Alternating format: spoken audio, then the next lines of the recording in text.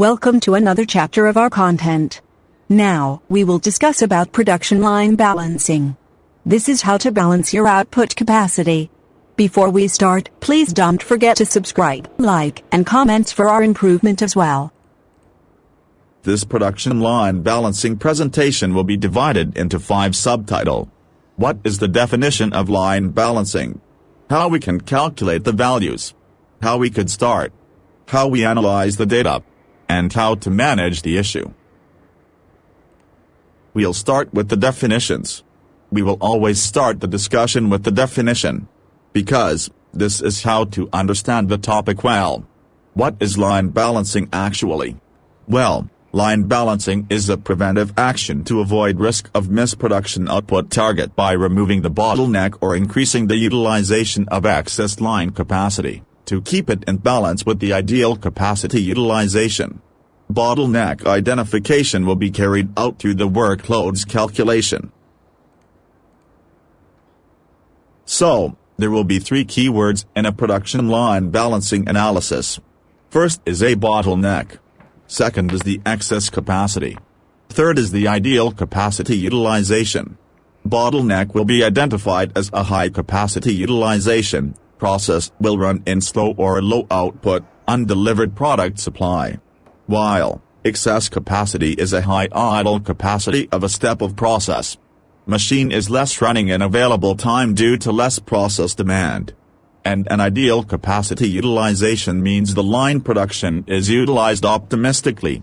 The installed capacity is utilized well and producing desired product amount quantity. This condition does not mean no bottleneck, but it could be a bottleneck and it can be well accepted since the production and overall can be flowing and balanced. Now, how to calculate the values of measurements. 1% capacity utilization is calculated based on utilized capacity compared with its optimized capacity. Percent capacity utilization is equal with actual output divided by optimized capacity, and then multiplied by 100%. 2. Tact time. Tact time is the time needed for producing 1 unit of product. By dividing time available with actual output, we will get the values of minute per unit. 3. Tact time ratio is a comparison between tact time actual and tact time demands. Thus, we can see the gaps between time consumed for 1 unit of product and time for demanded unit. It is easy to calculate these values. The values can be coming from a trend of historical data or data gathered from a monitoring in shop floor. How to start an identification of bottleneck by capacity utilization. First, you need to make a matrix consists of optimized capacity and actual capacity. Then you will have a percent capacity utilization. Do the same for all step of process and a line of production. Convert it to a graphic to see the bottleneck more clear. The highest percent utilization is the bottleneck. So this is how to identify bottleneck with percent utilization. How we identify the bottleneck with tact time method. Prepare the matrix also to calculate the demands output, actual output, and time available. Calculate the tact time by dividing the time available with the outputs. Calculate the ratio. The ratio will show us the number of gaps between actual tact time and the demands tact time. The highest value of tact time will be the bottleneck. That is how to find a bottleneck.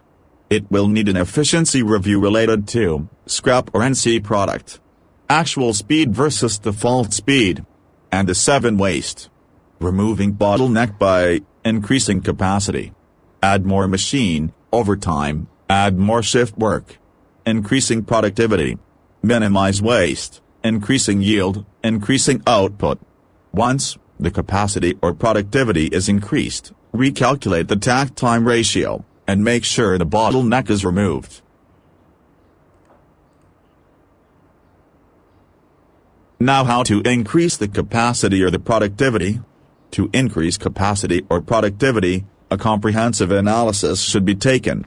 You can try with lean manufacturing.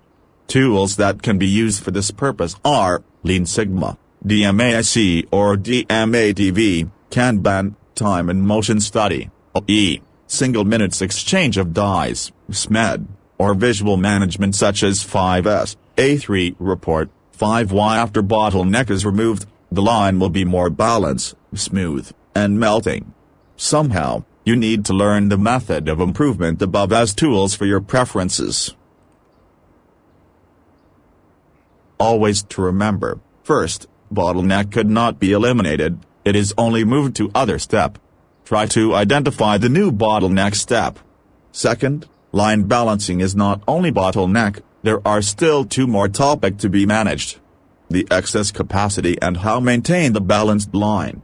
Most people when already removing the bottleneck, then he will forget with these two other keywords of line balancing. Excess capacity will also be a problem. It is included to fixed cost calculation through its depreciation cost. It is somehow will burden the operational cost of the shop floor. Try to utilize this line by absorbing the other similar workload. Conditions that have been balanced means that all stages in the process can flow well. But this does not mean there is no bottleneck anymore. We can say that the new bottleneck is temporarily accepted. This balanced condition should be maintained by risk analysis or business continuity planning. Risk analysis is conducted to analyze the possibility of threat that could endanger the supply continuity of production line. All possible root cause that endanger the business should be mitigated well. Carried out the analysis by answering this question: are you sure that the line will run in balanced condition continuously? If you are not sure, could you identify the cause, what will make the line stop or having a heavy bottleneck? Could you find the root cause? Can you eliminate the root cause or mitigate the impact of the root cause? This can prevent events that could endanger the line, the risk of events that becoming reality. Before that happens, this risk analysis should be carried out. But how if the risk becomes a reality? We need to have also an alternative plan if the risk becomes a reality. We can call it the Business Continuity Plan, BCP. The risk analysis is carried out to identify the risk so that the risk will not becoming a reality, and BCP is carried out to define any action that could save us whenever the risk becomes a reality, incident or accident. You can see the matrix. That is the example of bottleneck removing action, risk analysis, and its BCP.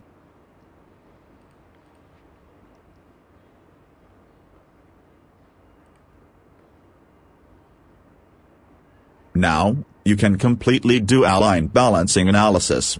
You can identify the bottleneck and make an action to remove it by increasing capacity or productivity. Any tools of improvement. When the bottleneck is removed and the production line becomes balanced, don't forget to analyze the risk that could endanger the balanced condition. The risk analysis should be followed by business continuity planning, BCP, to make the right move when there is a problem with the production line. Thank you. Please fill the comments for a question and answer session. You can also request for a demanded topic.